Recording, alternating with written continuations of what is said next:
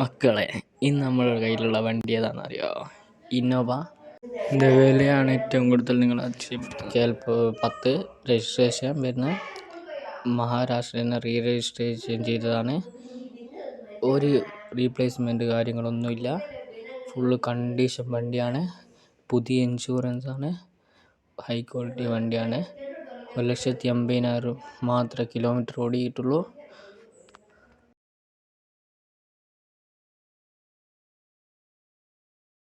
2015 പുതിയ ഇൻഷുറൻസാണ്. ആദ്യം പറഞ്ഞ പോലെ വിലയാണെങ്കിൽ ഹൈലൈറ്റ് വെറും 8,65,000 രൂപയാണ് ഇതിന് വരുന്നുള്ളൂ. ബാക്കി ഡീറ്റെയിൽസ് എല്ലാം എന്നെ ബന്ധപ്പെട്ടാൽ തരുന്നതായിരിക്കും.